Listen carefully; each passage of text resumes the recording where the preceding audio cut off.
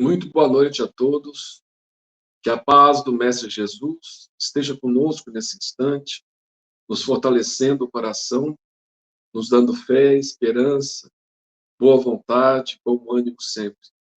Vamos elevar a Ele, nosso Mestre maior, Jesus, a nossa prece inicial, rogando a Ele que nos envolva, que permita que os espíritos superiores possam nos envolver nessa noite, nos fortalecendo o ânimo, nos dando coragem, nos dando compreensão das lições para que possamos guardá-las em nossos corações, da mensagem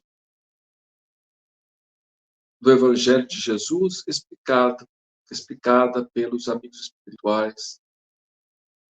Muito obrigado, Mestre, por essa oportunidade de conhecer mais a fundo a sua mensagem, os seus pensamentos, que possamos nos revestir deles, que possamos tê-los como orientações de nossas vidas. Obrigado, Mestre Divino, permaneça conosco sempre e nos auxilie, Senhor, a estarmos contigo cada vez mais, em todos os momentos. Que assim seja.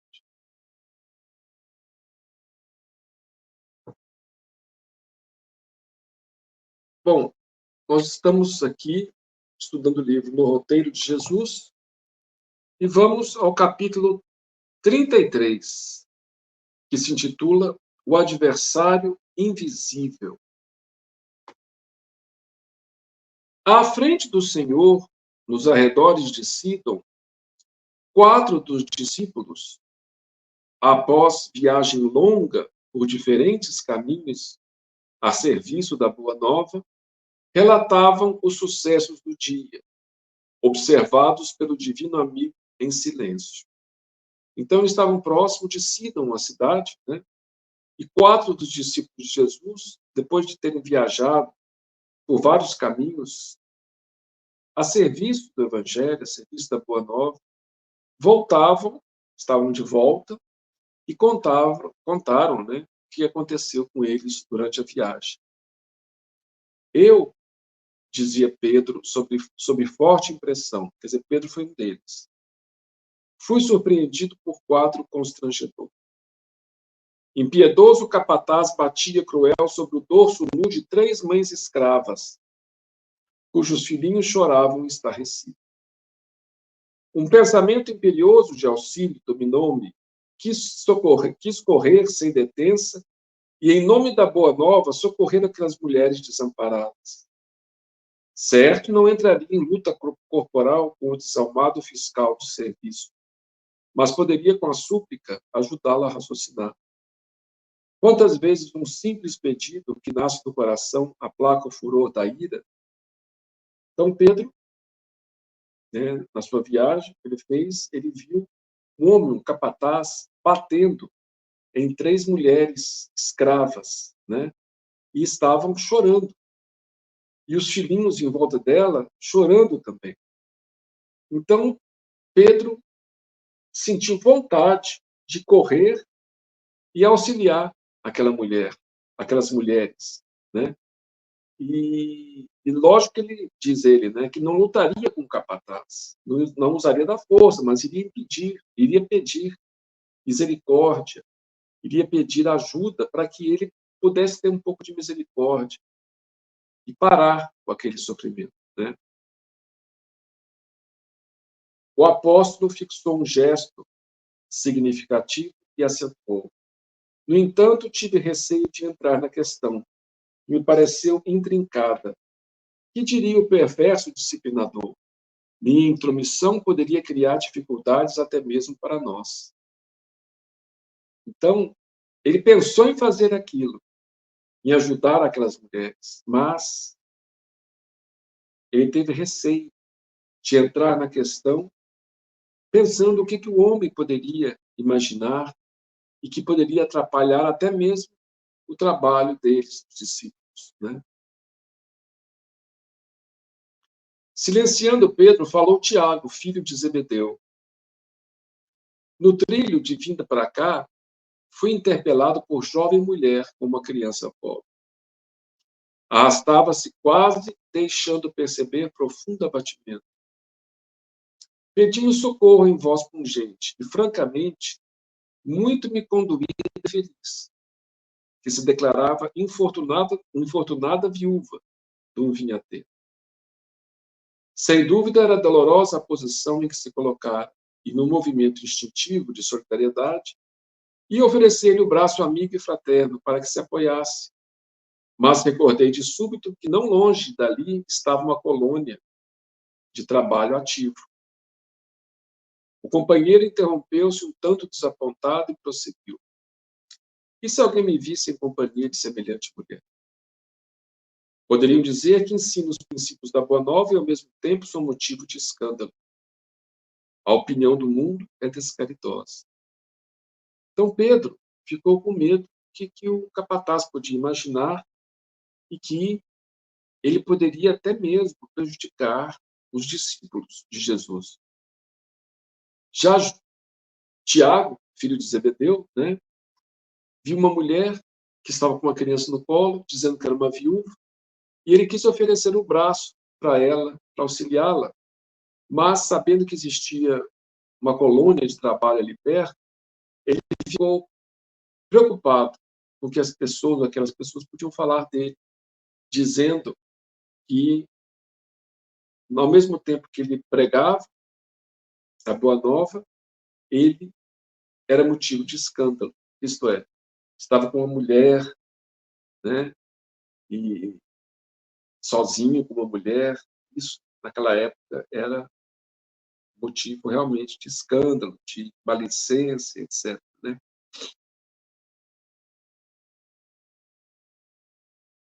Outro aprendiz adiantou-se, era Bartolomeu, que contou o espantadiço. Então Bartolomeu falou também. Em minha jornada para cá, não me faltou o desejo à sementeira do bem. Todavia, que querem? Apenas lobriguei conhecido ladrão. Vi-o gemer sob 2 figueiras, durante longos minutos, no transcurso dos quais me inclinei a prestar-lhe assistência.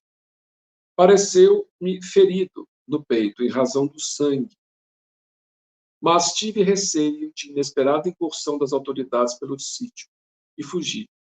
E se me pilhassem ao lado dele, que seria de mim? Então, ele viu um ladrão que estava entre 2 figueiras,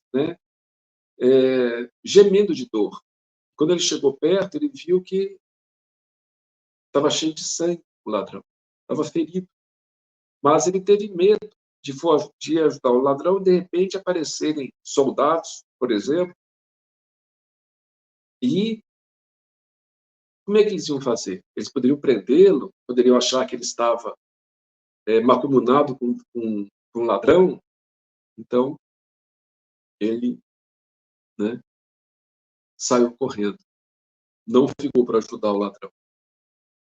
Calando-se Bartolomeu, falou Filipe. Comigo os acontecimentos foram diversos.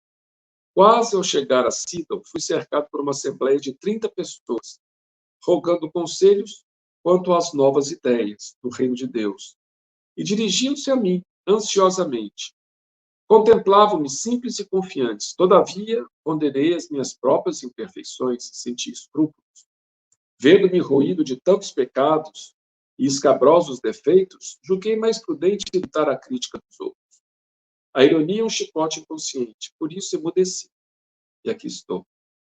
Então, Filipe, o que aconteceu com ele? Quando estava chegando já em Sidon, onde Jesus estava, ele viu uma punhado de gente, 30 pessoas, que pediam conselhos, pediam ensinamentos para ele. Ele sentiu vontade, de auxiliá-los, mas lembrou que ele era muito pecador, ele tinha muitos defeitos. E aí, ele, com medo da crítica dos outros, aquelas pessoas que falam assim, mas ele está falando, mas ele também faz isso, faz aquilo. Então, muitas vezes a gente tem essa ideia que a gente que é errado, temos nossos erros, não podemos levar a palavra do Evangelho, não podemos auxiliar aqueles que estão necessitados. Nada a ver. Nós podemos, e quando fazemos isso, nós estamos nos melhorando. Então, para aquele que é pecador, como diz a mensagem, quer dizer, aquele que se encontra em faltas e descobre os seus defeitos, o trabalho do bem é a única solução. Nós não trabalhamos do bem porque somos bons, mas trabalhamos do bem porque queremos melhorar. Deus dá essa oportunidade para os seus filhos. E é uma bênção a gente poder fazer alguma coisa em benefício do nosso próximo. Continuava, Jesus ficou ouvindo as 4 histórias e ficou calado, ficou mudo, só ouvindo. Continuava Jesus silencioso, mas Simão Pedro caminhou para ele e perguntou: Mestre, que dizes? Desejamos efetivamente praticar o bem, mas como agir dentro das normas de amor se nos achamos em toda parte do mundo rodeados de inimigos? Como a gente pode fazer alguma coisa se a gente está rodeado de inimigos, de pessoas que criticam, que falam mal da gente, né? Ele estava preocupado com que o feitor lá, né, o capataz, podia falar dele.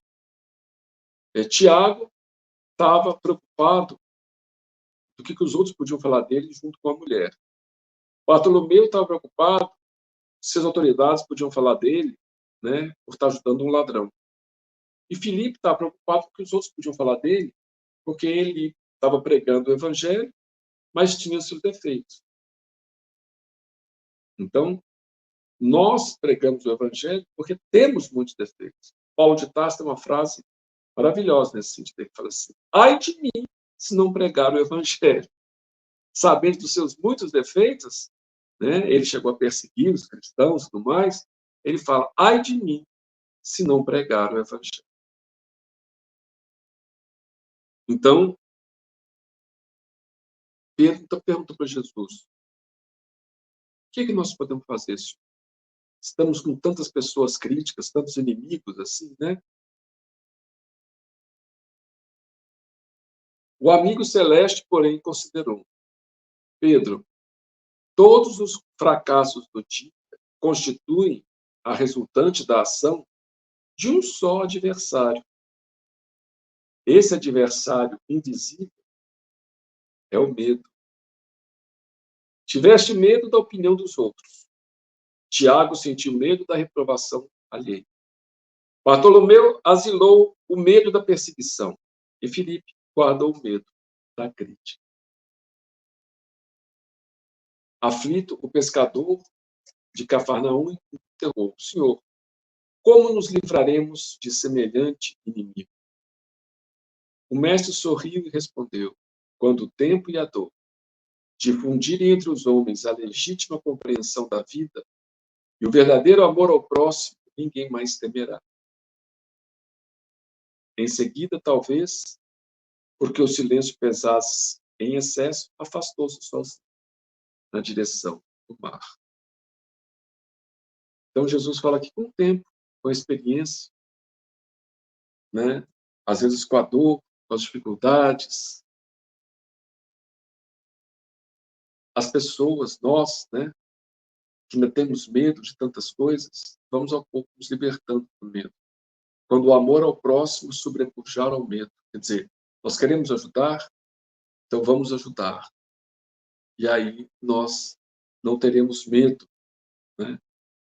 Então, isso é um tempo. Como aconteceu, inclusive, com eles mesmos. Tiago, Bartolomeu, Filipe, Simão Pedro, todos eles perderam o medo e entregaram suas vidas a Jesus. Então, Jesus sabe que é o tempo. A gente deve continuar, não deve esmorecer. Se falhamos hoje, vamos procurar errar menos amanhã. E com o tempo, nós vamos nos transformando. Até termos aquela certeza, aquela fé, que não fica preocupado com o que os outros vão pensar, mas fica preocupado em poder auxiliar as pessoas dentro das nossas possibilidades. Então, com essa mensagem, nós deixamos essa lição para a nossa reflexão durante o fim de semana e durante a semana que vem. Podemos compreender que o medo nos atrapalha. Tem uma passagem na Epístola de João que fala que O amor retira todo medo de nós. Então, precisamos desenvolver o amor dentro de nós. E, aos poucos, o medo vai batendo em retirada.